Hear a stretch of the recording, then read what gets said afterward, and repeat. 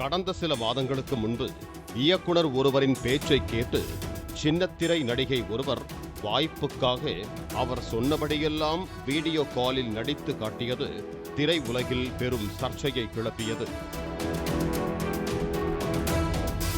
இந்த நிலையில் சென்னை பெருங்குடியை சேர்ந்த நந்திராமநாதன் என்பவர் தன்னை சினிமா தயாரிப்பாளர் என கூறி சின்னத்திரை நடிகை ஒருவரை தொடர்பு கொண்டுள்ளார். தான் புதியதாக தயாரிக்க உள்ள பக்தி படத்தில் அம்மன் வேடத்தில் நடிப்பதற்கு ஆள் தேவை என்றும், விருப்பம் இருந்தால் போட்டோஷூட் எடுத்துக்கொள்ள விருகம்பாக்கம் காவேரி தெருவில் உள்ள லக்ஸ் ஹோட்டலுக்கு வருமாறும் அழைத்ததாக கூறப்படுகிறது.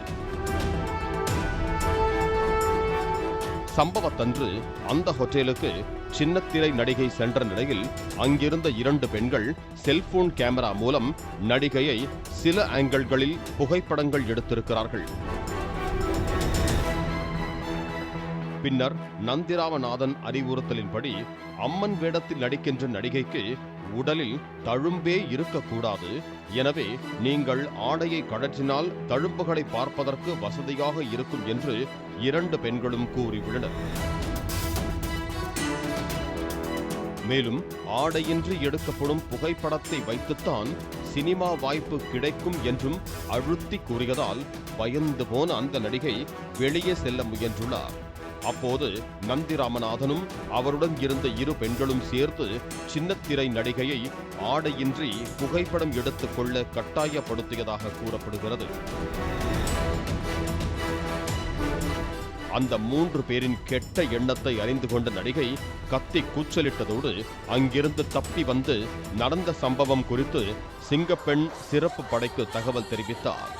இதையடுத்து சம்பவ இடத்திற்கு விரைந்து சென்ற சிங்கப்பெண் போலீசார் அந்த ஹோட்டல் அறையில் தங்கி இருந்த நந்திராமநாதன், தரவணை பகுதியைச் சேர்ந்த இந்திராணி, விருதுநகரைச் சேர்ந்த கேமரா உமன் கார்த்திகா ஆகிய 3 பேரையும் மடக்கி பிடித்து விருகம்பாக்கம் காவல் நிலையத்தில் ஒப்படைத்தனர்.